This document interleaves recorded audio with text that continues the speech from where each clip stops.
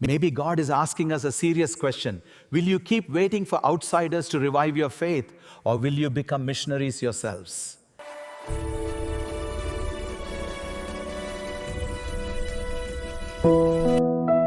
ഇന്ന് saint Francis സേവ്യറിന്റെ തിരുനാളാഘോഷിക്കുമ്പോൾ നമ്മുടെ സ്വന്തം രാജ്യത്ത് നടക്കുന്ന സംഭവങ്ങൾ നമ്മൾ അവഗണിക്കാൻ പാടില്ല.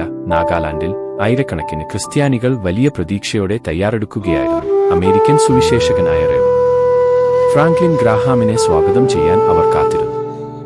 പകരം ഇന്ത്യൻ സർക്കാർ അദ്ദേഹത്തിന് വിസ നിഷേധിച്ചുവെന്നും അദ്ദേഹത്തിന്റെ സന്ദർശനം റദ്ദാക്കിയെന്നും അറിയിച്ചത് നിരവധി വിശ്വാസികളിലും വിദ്യാർത്ഥി സംഘടനകളിലും ആഴത്തിലുള്ള വേദനയും കോപവും ഉണർത്തി.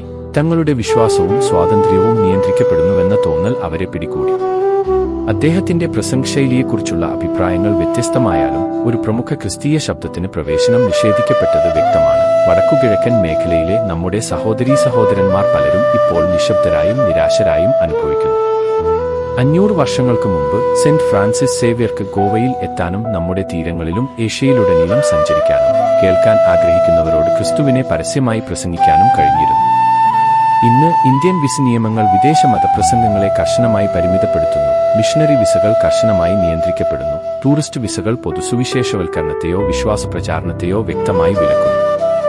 നാഗാലാൻഡിൽ വിസ നിഷേധിക്കപ്പെട്ടത് ഈ മാറിയ യാഥാർത്ഥ്യത്തിന്റെ അടയാളമാണ്. എന്നാൽ അത് നമ്മൾക്കായി ഒരു സന്ദേശം കൂടി നൽകുന്നു. വിദേശ മിഷണറിമാർ നമ്മുടെ വിശ്വാസത്തെ പുനരുജ്ജീവിപ്പിക്കാൻ കാത്തിരിക്കുന്ന കാലം കഴിഞ്ഞു. ഇപ്പോൾ സുവിശേഷത്തിന്റെ അഗ്നി വഹിക്കാനുള്ള ഉത്തരവാദിത്തം ഇന്ത്യയിലെ ക്രിസ്ത്യാനികളായ നമ്മുടേതാണ്. ഈ ദേശത്തെ നമ്മുടെ വിശ്വാസത്തിന്റെ കഥ ആരംഭിച്ചത് യൂറോപ്പിൽ നിന്നല്ല, മറിച്ച് പുരാതന പാരമ്പര്യമനുസരിച്ച് ഇന്ത്യയിലേക്ക് സുവിശേഷം കൊണ്ടുവന്ന് തെക്കൻ പ്രദേശങ്ങളിൽ വിശ്വാസികളുടെ ജീവനുള്ള സമൂഹങ്ങൾ നട്ടുപിടിപ്പിച്ച വിശുദ്ധ തോമസിൽ നിന്നാണ്. നൂറ്റാണ്ടുകൾക്ക് ശേഷം തീക്ഷ്ണത ദുർബലമായപ്പോൾ ദൈവം ഫ്രാൻസിസ് സേവ്യറിനെ ഉയർത്തി. 1542 അദ്ദേഹം കടൽ കടന്ന് ഭാഷകൾ പഠിച്ച് കുട്ടികളെ മതബോധനത്തിലൂടെ രോഗികളെയും ദരിദ്രരെയും ആശ്വസിപ്പിച്ച് ജപ്പാനിലേക്ക് ക്രിസ്തുവിനെ വഹിച്ചുകൊണ്ട് 10 വർഷം മാത്രം ചിലവഴിച്ചു. ദൈവം പുറത്തുനിന്നുള്ള മഹാന്മാരായ മിഷണറിമാരെ ഉപയോഗിച്ചു. എന്നാൽ സാധാരണ തദ്ദേശീയ ക്രിസ്ത്യാനികൾ ദിനംപ്രതി ജീവിക്കേണ്ട ഒരു വിശ്വാസത്തെ ഉണർത്താൻ എപ്പോഴും.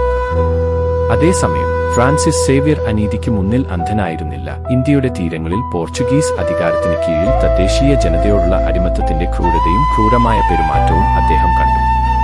അടിമക്കച്ചവടത്തെയും ജനങ്ങൾക്കെതിരായ അക്രമാസക്തമായ ദുരുപയോഗങ്ങളെയും അപലപിച്ച് അത്തരം പെരുമാറ്റം സുവിശേഷത്തിന് ഒരു അപവാദമാണെന്ന് മുന്നറിയിപ്പ് നൽകിക്കൊണ്ട് അദ്ദേഹം പോർച്ചുഗലിലെ ജോൺ 3 രാജാവിന് ശക്തമായി കത്തെഴുതിയതായി ചരിത്രരേഖകൾ നമ്മോട് പറയുന്നു. കപ്പലുകളിലും ഗോവയിലും അടിമകളെയും തടവുകാരെയും രോഗികളെയും ഉപേക്ഷിക്കപ്പെട്ട കുട്ടികളെയും സേവിക്കാൻ അദ്ദേഹം മണിക്കൂറുകൾ ചെലവഴിച്ചു. യഥാർത്ഥ ദൗത്യം ആളുകളെ ഉപകരണങ്ങളായി ഉപയോഗിക്കാതെ മനുഷ്യന്റെ അന്തസ്സ് സംരക്ഷിക്കണമെന്ന് തന്റെ പ്രവൃത്തികളിലൂടെ അദ്ദേഹം നിർബന്ധിച്ചു. അതിനാൽ സുവിശേഷവൽക്കരിക്കാനും ആളുകളെ ദൈവമക്കളെക്കാൾ കുറവായി കണക്കാക്കുന്ന ഏതൊരു വ്യവസ്ഥയെയും എതിർക്കാനും ഫ്രാൻസിസ് സേവ്യർ നമ്മെ പഠിപ്പിക്കുന്നു. ഇത് നമ്മുടെ കാലത്തേക്ക് അടുപ്പിക്കാൻ എന്റെ ഒരു പുരോഹിത സുഹൃത്ത് ഒരിക്കൽ പറഞ്ഞ ഒരു അനുഭവം ഞാൻ പങ്കുവയ്ക്കട്ടെ. കുറച്ച് വർഷങ്ങൾക്ക് മുമ്പ് ഒരു വിനാശകരമായ കൊടുങ്കാറ്റിന് ശേഷം അദ്ദേഹം ഫിലിപ്പീൻസിലെ ഒരു ചെറിയ തീരദേശ ഗ്രാമത്തിലേക്ക് ഒരു ചെറിയ മിഷൻ യാത്രയിൽ ചേർന്നു.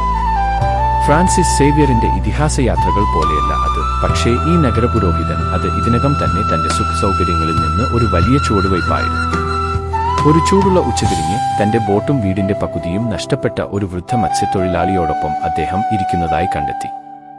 ഭാഷാതടസ്സം വളരെ വലുതായിരുന്നു. അദ്ദേഹത്തിന് തഗാലോഗിൽ ഹലോ ശരിയായി പറയാൻ കഴിഞ്ഞില്ല. എന്നിട്ടും അവർ ഒരുമിച്ചിരുന്നു. അയൽക്കാരന്റെ തകർന്ന മേൽക്കൂര നന്നാക്കാൻ പുരോഹിതൻ ചില ഉപകരണങ്ങൾ അദ്ദേഹത്തിന് കൈമാറി. പകരം മത്സ്യത്തൊഴിലാളി പതുക്കെ ഒരു ലളിതമായ അഭയകേന്ദ്രം നിർമ്മിക്കാൻ ഈന്തപ്പനയോലകൾ നെയ്യുന്നത് എങ്ങനെയെന്ന് കാണിച്ചു കൊടുത്തു. രണ്ടുപേരും ഒരേ വെയിലിൽ വിയർത്തു.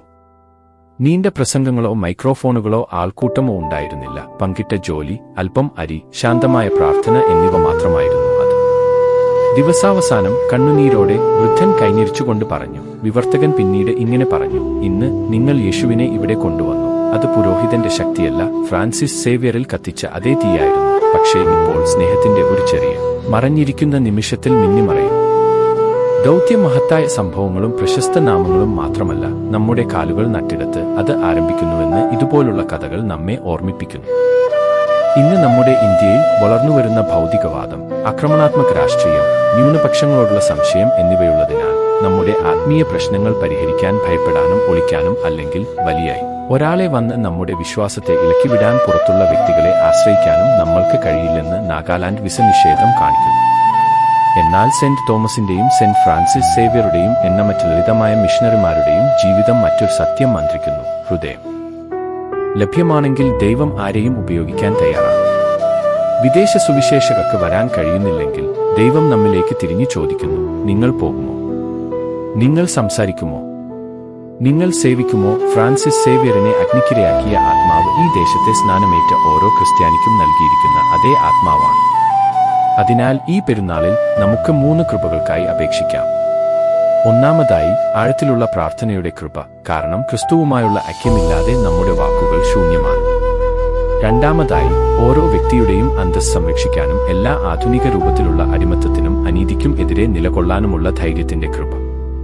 മൂന്നാമതായി, ചെറുതും വിശ്വസ്തവുമായ ദൗത്യത്തിന്റെ കൃപ, യേശുവിനെ ഒരു സംഭാഷണത്തിലേക്കും ഒരു സേവന പ്രവൃത്തിയിലേക്കും ഒരു ഭവനത്തിലേക്കും ഒരു ഗ്രാമത്തിലേക്കും ഓരോന്നായി ഒരു ഓൺലൈൻ ഇടത്തിലേക്കും.